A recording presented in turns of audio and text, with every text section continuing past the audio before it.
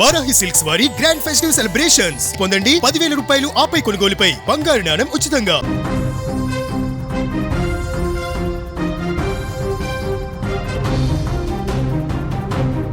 BRS పార్టీకి MLC కవిత good bye చెప్పారు.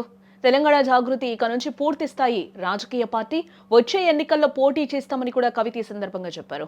BRS రాజకీయ పునరావాస కేంద్రంగా మారిందని కూడా ఆమె విమర్శలు గుప్పించారు. విద్యార్థులు, నిరుద్యోగుల కోసం కొత్త రాజకీయ వేదిక, ఆస్తుల కోసం కాదు ఆత్మ గౌరవం కోసం ఈ పోరాటం అంటూ కూడా ఆమె మాట్లాడడం జరిగింది. అవమాన భారంతోనే పుట్టింటి బంధాలు తెంచుకున్నానని కూడా కవిత చెప్తూ ఉన్నారు. రాజకీయ శక్తిగా తిరిగి అసెంబ్లీకి వస్తానని కూడా ఆమె ఈ సందర్భంగా ధీమాను వ్యక్తం చేశారు. తెలంగాణ రాజకీయాల్లో పెను సంచలనం చోటు చేసుకుందని చెప్పుకోవచ్చు. గత కొంతకాలంగా మౌనంగా ఉన్న మాజీ ఎమ్మెల్సీ కల్వకుంట్ల కవిత తన రాజకీయ భవిష్యత్తుపై క్లారిటీ ఇచ్చేశారు.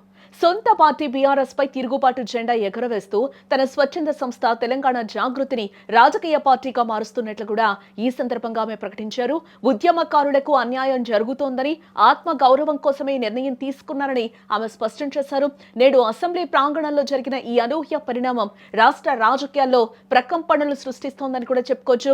గులాబీ దళంలో కీలక నేతగా ఉన్న కవిత ఇప్పుడు ఆ పార్టీ నుంచి బయటకు వచ్చేశారు. ఇది కేవలం ఒక రాజీనామా మాత్రమే కాదు, ఒక కొత్త రాజకీయ శకానికి ఆరంభమని ఆమె చెప్తూ ఉన్నారు. బీఆర్ఎస్ పార్టీ ఇప్పుడు ఉద్యమ ద్రోహులకు రాజకీయ పునరావాస కేంద్రంగా మారిందని కవిత సంచలన వ్యాఖ్యలే చేశారు. నాది ఆస్తుల పంచాయతీ కాదు, ఆత్మ గౌరవ పంచాయతీ అంటూ కూడా ఆమె చేసిన వ్యాఖ్యలు రాజకీయ వర్గాల్లో ఇప్పుడు హాట్ టాపిక్ గా మారాయి. పుట్టింటి నుంచి బంధాలు తెంచుకుని బయటకు వస్తున్నారని, అవమానాలను భరించలేకనే ఈ నిర్ణయం తీసుకున్నానని ఆమె ఆవేదన వ్యక్తం చేశారు. తెలంగాణ ఉద్యమ సమయంలో కీలక పాత్ర పోషించిన తెలంగాణ జాగృతి ఇకపై కేవలం సాంస్కృతిక సంస్థగా మాత్రమే ఉండదు, అది ఒక పూర్తి స్థాయి రాజకీయ పార్టీగా రూపాంతరం చెందబోతోంది. రాష్ట్రంలోని విద్యార్థులు, నిరుద్యోగులతో పాటు అన్ని వర్గాల ప్రజల కోసం ఈ వేదిక పనిచేస్తుందని కవిత భరోసానిచ్చారు. వచ్చే ఎన్నికల్లో ఖచ్చితంగా పోటీ చేస్తామని, అసెంబ్లీ నుంచి ఒక వ్యక్తిగా వెళ్తున్నా తిరిగి రాజకీయ శక్తిగా వస్తానని ఆమె సవాల్ విసిరారు. ఏ ప్రకటనతో ఒక్కసారిగా తెలంగాణ రాజకీయాల్లో సమీకరణాలు మారిపోయాయని కూడా చెప్పుకోవచ్చు. సొంత కుటుంబం నుంచే వ్యతిరేకత ఎదురైనప్పటికీ ప్రజల ఆశీర్వాదం కోసం వస్తున్నారని ఆమె ఈ సందర్భంగా కోరారు.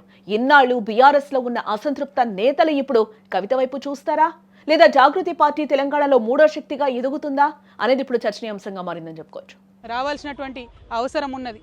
తప్పకుండా తెలంగాణ జాగృతి ఒక పార్టీగా ఎదుగుతుంది, పొలిటికల్ పార్టీగా ఎదుగుతుంది. ఈ పార్టీ మరి తెలంగాణ ప్రజల పక్షాన నిలబడి పనిచేస్తుందని కూడా ఈ సందర్భంగా నేను తెలియజేస్తా ఉన్నాను. మరి పార్టీ ఎప్పుడు ఏంది, విధి విధానాలు ఏందన్న అన్ని చిన్న చిన్న సాంకేతిక అంశాలు. కానీ రాబోయే అసెంబ్లీ ఎన్నికలలో తెలంగాణ ప్రజల పక్షాన నిలబడి పోటీ చేయడానికి, నిలబడి వారి యొక్క హక్కుల్ని కాపాడడానికి, ప్రజల పక్షాన పనిచేయడానికి తెలంగాణ జాగృతి ఒక శక్తిగా ఖచ్చితంగా చట్టసభల్లో తిరిగి అడుగు పెడుతుందనే విషయాన్ని ఎటువంటి అనుమానం లేకుండా నేను ఇవాళ తెలియజేస్తా ఉన్నాను.